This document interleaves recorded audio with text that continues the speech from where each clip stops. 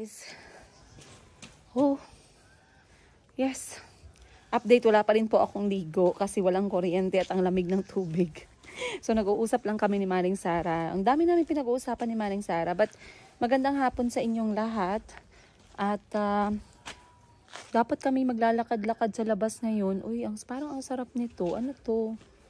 Maglalakad dapat kami sa labas ngayon. Ay, kamatis na pula. Okay. Kamatis ba yan? Parang hindi naman. Ay, parang kamatis. Pero naabutan ko si Fiona na naglalaba sa washing machine. At dito niya lang pala nilagay yung mga damit. Kasi okay lang, ganito lang din naman kami dati, guys. Nung dito kami nakatira. Kasi nga yung sampayan, hindi naman ganun kalaki. Hindi naman ganun kalapad. So, nagsampay na si Fiona. Hindi rin ganun kainit. At wala dito si Fiona ngayon. I believe siya ay nakatulog. Tutulog si Fiona. So, si Maring Sara ay nagre-reply sa lahat ng mga... Look at this.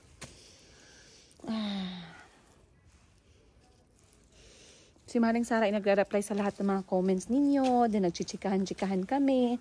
Then, nabagot ako ng konti. Kasi dapat, bukas yung alis namin, papunta kina Chloe at Dewo para magkita-kita na kami ng mga bata. Ang problema, tumawag sa akin ang kapatid ni Auntie Christine na sila daw ang may field trip sa isang linggo. Isang linggong to, simula bukas, meron silang field trip. So, hindi daw magandang week na makita ko yung mga bata kasi out of school.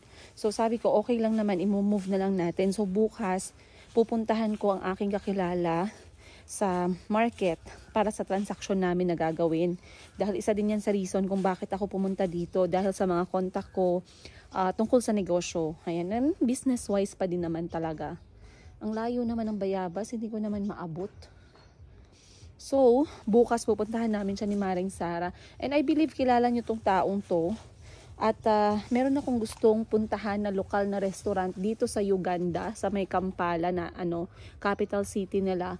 Meron akong gustong puntahan na lokal restaurant na bukod sa local food, meron silang view from the second floor na never kong mapuntahan kasi para siyang, for me, parang hindi ako makapagkwento sa inyo ng maayos. So, para makwento ko ng maayos sa inyo yung lugar, kailangan kong maghanap ng parang second floor from a certain space na medyo mas madali ang mag-vlog. Kasi very interesting tong lugar na to, no? Gusto kong ipakita. Ito yung I think ito yung pinakamagulo at pinaka-busy lugar dito sa Uganda. As in, pinakamagulo talaga. So, I believe hindi siya safe para sa isang tao na mahilig maglalabas-labas ng mga gamit. Kasi syempre, parang Pilipinas din yan. Meron ding mga mabilis ang kamay, meron ding tumatakbo. Huwag niyong sabihin na, ay naku yan, talamak yung mga ganyan dyan. Huwag niyong ganunin naman, guys. Alam naman natin na kahit saan kayo dalhin sa mundo, meron naman talagang mga pickpocket, no? So tayo, wala maging vigilant tayo, pero huwag naman tayong maging judgmental. Ayun. So, kukuha lang akong bayabas. Ayan, no? Hindi ko maabot. Pag tumalon ako, baka masabit ako sa may wire. Ayun, naabot natin. So, ito ang kukunin ko. Ayan, medyo hinog na siya. Kasi yung dalawang yan, sobrang hinog naman. Wala nang hugas-hugas yan. Meron ako mga subscriber dati. Nandito ako nakatira sa Africa. Sabi, ma'am, damak ang damak mo. Sabi sa akin. Bakit ako damak? Sabi, lahat ng kinakain mo sa Africa, hindi mo ginuhugasan, ma. Magbili ka sa palengke, kagat ka lang diretsyo. Ganun ang ginasabi. Wala man akong pakialam mo. Sabihan nila ako ng ganyan. Importante ako man ang kumain. Hindi ko naman pinakain sa'yo yan. Kalma. So, eto, kinuha ko sa puno. Siyempre, may alikabok yan, pero organic. Organic na alikabok. Fiona, what are you doing? I thought you're even dozing off. No, I'm trying like to edit my video. I want to see your room. Can I see your room? Fiona's bed where she stay. Ayan, may sariling space si Fiona. The sun is even shining right now. Hi guys, this is Awuma Fiona, the girl from Kyoga, the YouTube vlogger of 2025. Show them your chitenge. Is that chitenge still? Yeah, this one. Yes. Where do you get such dresses? They're very beautiful. Come out and show them properly. Did you design them or you got them from the market? Sarah. Auntie Sarah made it? Yes. No way. Yes, she made it. That's very nice. Turn around and we see. Turn around slowly. Chan, chan, chan. Chan, chan, chan. Wow. Turn around. Very nice. Yes. So this one is the chitenge. This part is the chitenge. Yes. Right? Yes. And this one is the extra fabric. Yes. Because Sarah guys, gumagawa ng damit si Maring Sarah. I did not even know that it's Sarah who made that. Sarah who made this. Why don't we get the mat and we lay from here? Okay. Yeah. Zuri, you can bring the mat again. Zuri, bring the mat. Come, we lay down. It's there by my bedroom. Go. Or you lay down here. Is it heavy for you or you're strong enough? Hey, let me see. So what have you been doing? I wanted to edit my video. Did you start? But for me, I don't edit my videos. What? Then you can get a mat. Okay. You go get the mat and we lay down from here. Sarah. Sarah.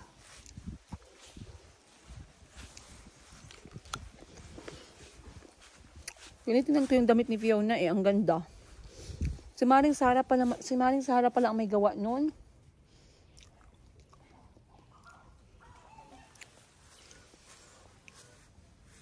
Meron pang isang bunga. So wala namang pressure guys. Kasi nga. Yay! You're very strong. Even one hand. So maraming nagre-request sa inyo. Gusto nyo makita ang mukha ng mga anak ni Maring Sarah. Huwag na nating itanong yan guys. Kasi merong rule si Maring Sarah sa kanyang content creating na hindi isasali yung kanyang mga anak. Here. Hindi isasali yung kanyang mga anak. And I really understand why, you know. So hindi niya talaga sinali simula na nag-YouTube siya. And I'm really proud na meron talaga siyang mga policies here and there. So hihiga tayo dito sa damuhan ni Maring Sarah underneath the avocado tree. And we're going to open up our Oopsie. Yeah, is it the green one or the colorful one? Okay, you know. Okay. Here. I like it here. Under the tree. So now we can all work.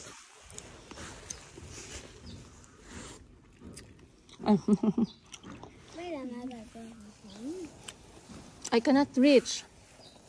I only got one. I share with you.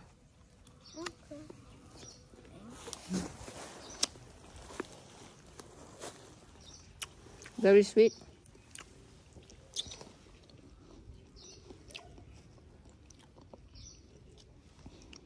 Like if I finish that, What is it? Tell me. I wanted to say like if there's a problem like here, where should I press? Where should I go first? What do you mean? What's the problem? Where is the problem? Like this voice. You want to remove the that? ears. Where are you editing from? I have to use CapCut? Yeah, you have to cut from the CapCut. You have to also practice the editing. So now that you're just new, edit the videos. So you grow. Okay, you understand. Go to CapCut. Is that something blood or is just Is it blood? I don't know because I squeeze it. Is this blood? Is it still there? Yeah, No. it's still there. Okay, just leave it. Let me see.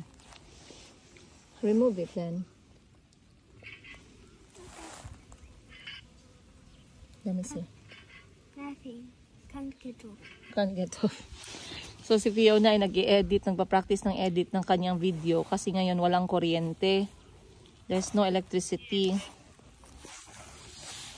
Buti na lang dinala ko tong tsinelas ko na to guys kasi ano to, heavy duty na tsinelas para talaga to sa mga lakad-lakad. So, hayaan ko muna si Fiona habang siya nag-i-edit kasi walang kuryente. Pati si Maring Sara nag-i-reply sa mga comment. Si Maring Sara kasi talagang pinaktis niya na mag-reply kasi grateful yan siya talaga. Ako pag hindi ko makareply, nag-press lang ako ng like at saka heart para malaman ninyo na binabasa ko. But anyway, anong oras na ba? What time is it? What time is it, Fiona? Right now, it's 6 minutes past 2. 6 minutes past 2. 6 minutes past 2. Yes. So mamaya lalabas ulit kami, maglalakad-lakad kami. Pero sa ngayon kami muna ay siesta. Anyway, I'll see you guys sa next nating chikahan mamaya. Busy pa si Fiona eh. Fiona is editing seriously. How many subscribers now? Mama, how many? Mama. Right now. Mama, 1,000. I saw that. My phone is showing. Almost 900.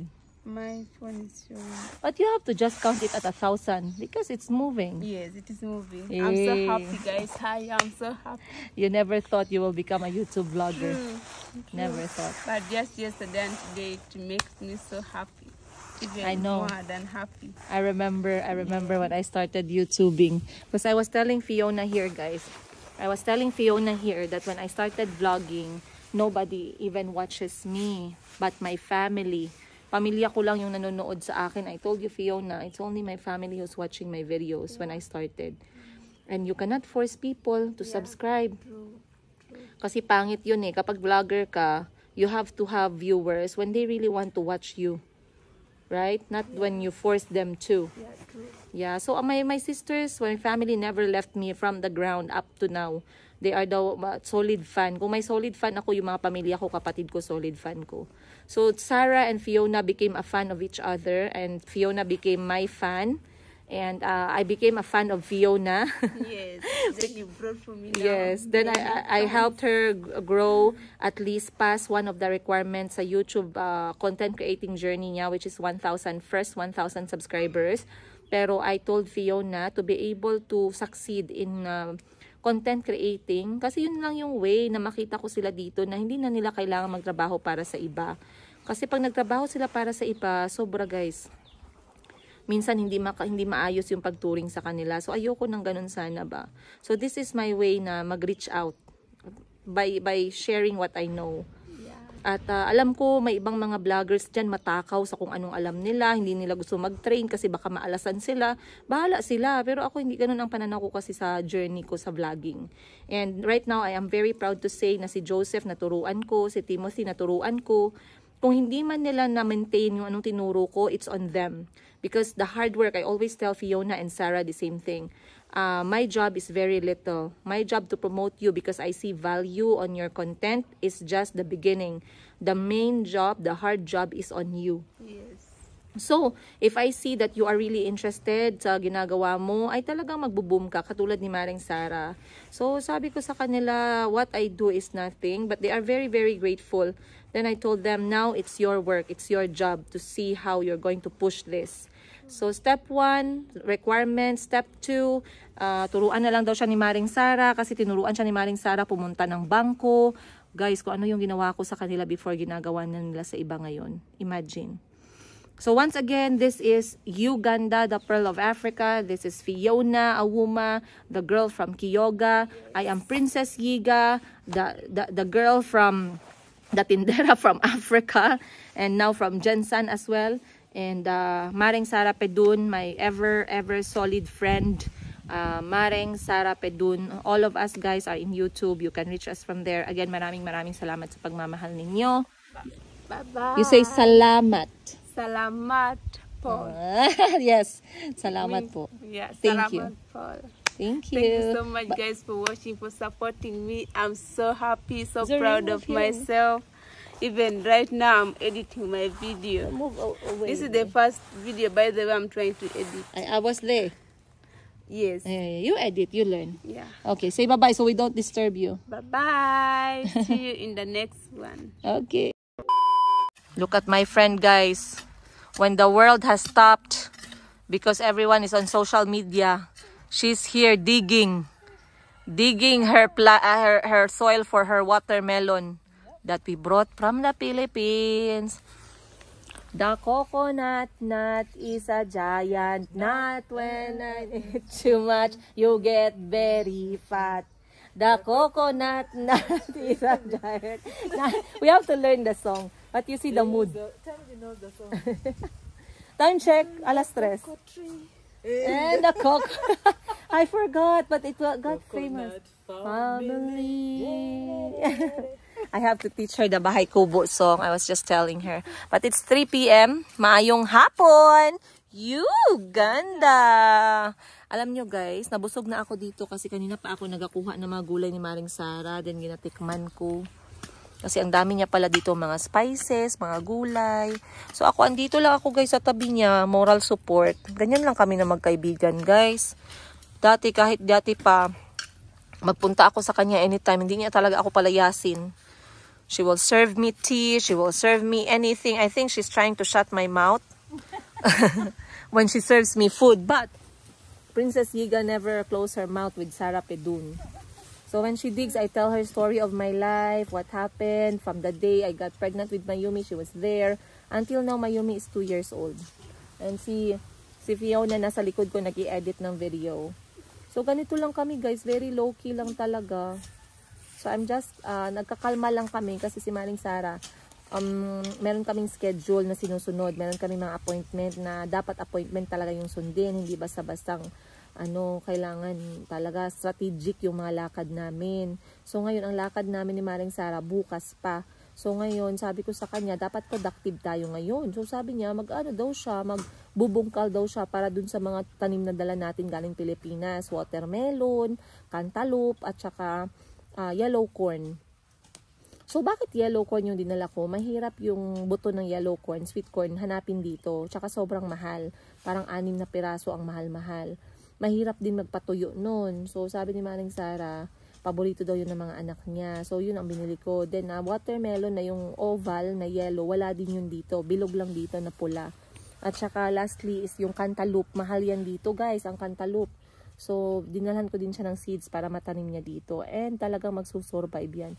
Kasi si Maring Sara, kalahating tao, kalahating Diyosa ng kalikasan. I told them you're half human but you are half goddess of the garden. So nothing dies. But it's more funny in Tagalog. I said you are kalahating tao, kalahating Diyosa. Kalahati is half, tao is human. Then kalahati Diyosa, Diyosa is goddess. Kalahating Diyosa. Kalahating tao. Kalahating tao? Kalahating tao? Kalahating Diyosa, yes. Okay. Diyosa is a goddess. Tawang-tawa siya si Maring Sara kasi I was telling her the story how I put plants in my house.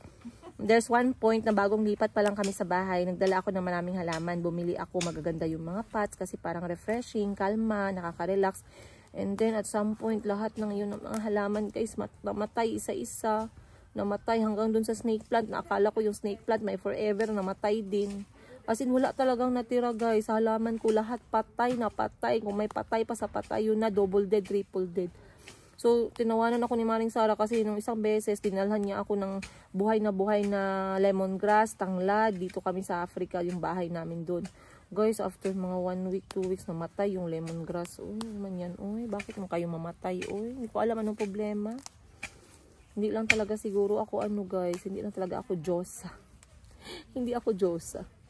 So, kanina nag-iikot ako dito. Marami ako nakikita mga tanim-tanim. Ganyan lang yan siya. Sabi niya mamaya daw lalabas kami. Bibili kami ng street sugbang manok. The Uganda Africa version of Mang Inasal chicken. At chicken and rice. Tonight? Tonight? Are we? And chips. Street chicken and chips. Oh, yeah. Chips, ang chips nila dito, you will see. The chips here are really from real potatoes. Hey, if Mayumi is here, she will even do that for you. You can't stop her. She's maldita. Maldita is stubborn. She is. She will look at you. Video where she was taking off. Yes, with her bum, and she will stomp her feet when you don't let her. And the worst, when you tell her off, she will be like broken-hearted. And you're trying to save her. Sarah, if I bring her to you, you will not give her back to me. I know. So I'm not bringing her to you. No, I'll get her. I'll go to the Philippines. Mommy, why can't you go to the Philippines for a sleepover? Oh. I cannot sleep with Mayumi because she's a little baby. She's still in a crib. Mm. But I'll play with Calvi. You know, like her and Calvi, mostly. And now Mayumi being a girl is... I hope it was that easy. Then you will start thinking, I wish she's just right there, Yeah. living across, you know? Then she's asking me, does she sleep in a crib?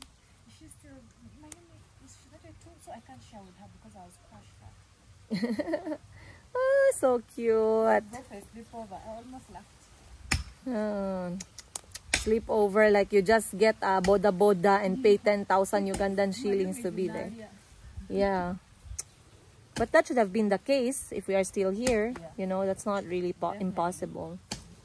But we are two countries, two different continents, guys. 2 worlds apart. Yes, 2 worlds apart. Being, if I want to go here to Uganda, yung travel time ko, guys, grabe in fairness That was 10 hours plus 6 hours waiting time. That's 16 hours plus 5 hours na flight. That's 21 hours plus being at the airport 4 hours before the flight. That is 26 hours. Whew! Yeah, that's like a day and a half journey. Somehow, you know how to budget and balance your time when you are doing long flights. Otherwise, the woman I flew with, yung katabi ko, guys, she was from Australia. She's also a Ugandan. She was from Australia, traveling back to Uganda to see her family after 3 years. She was extremely excited, guys, kasi miss na miss niya yung pamilya niya, yung nanay niya, mga kapatid niya. At talagang laking laking Uganda talaga. Alam niyo yung feeling na kayo nag-abroad for the first time, tapos 3 years yung kontrata ninyo or 5 years. And then malapit kayo sa pamilya ninyo. Di ba pag pauwi na kayo, talagang parang naiihi ka sa excitement. So ganun ang nangyari. Sobra siyang hindi mapakali, katabi ko siya. And to the fact that she flew Australia to Doha, Qatar, Sarah, 16 hours non-stop, man. What are you gonna do in 16 hours? When the sleep is only 8 hours, lucky if you get sleep. Then the next 8 hours you're awake. How are you going to do that? Inside a small plane, on a small seat? Then nagtawa pa siya, ano pa siya, guys, parang nagkakwento pa siya sa akin kay mga katabi niya daw, doon may bata, grabe daw iyak, pero lahat patient. Tapos mayroong mag-asawa daw na matanda na masyado, nakapoop accidentally yung babae kasi sobrang laki ng babae, hindi magkasya sa upuan. Nung nakaupo na siya at gusto niya mag-toilet, sumakit yung tiyan niya, hindi siya nakatayo agad, so accidentally nakapoop yung passenger mismo dun sa seat niya. At pagtayo sa kanya ng mga stewardess, nagkalat yung kanyang number 2 sa pathway bang tawag mo dyan, sa aisle ng eroplano. So they managed to solve that one, but the experience she had, she was like, she cannot believe it. At talagang pagod na pagod siya, guys, kasi parang sa sobrang excited, hindi siya nakatulog. Sabi niya, ang tagal naman maglapag daw eroplano, ganun. So it's not an easy thing to fly very, very far. Madilim ngayon sa loob ng bahay, walang natural light masyado pumapasok, kaya dito kami sa labas. So, nung dinadala ko dito noon, sila Calvi, sila Chico, mahilig silang magtakbuhan dito. And I remember the day I told Manay Sara na masama ang pakiramdam ko at nag-pregnancy test kami, and I found out I was pregnant with Mayumi. Grabe yung iyak ko nun, guys, talaga, as in. Kasi nga, hindi ko na-expect na buntis pala ako 2 buwan na. Tapos, wala namang problema kasi buntis ako, hindi ako buntis. Talagang papalayasin ko na yung ex ko that time kasi ayoko na talaga. So, buntis pala ako pero hindi ko na picture out na mayroon pa ako magiging anak na isa pa. So, si Mayumi yun. So, medyo hindi ko masyado naramdaman si Mayumi the first few months. Until such time, sabi ko, natanggap ko, and then nagpray ako. Sabi ko, Lord, is this your plan? And I'm sure it was all, we have plans, but His plans are bigger than us. So, I finally made peace with it. I slowly took care of myself alone, bought myself sa hospital, until I found out na I'm going to have a girl. And I was happy with Maring Sara, was so happy, and my family was so happy. That's enough for me. Ayun. So anyway guys, ako muna yung magpapaalam sa inyo dahil kami lalabas at excited ako sa kakainin namin mamayang gabi. So I guess I'll see you guys mamaya.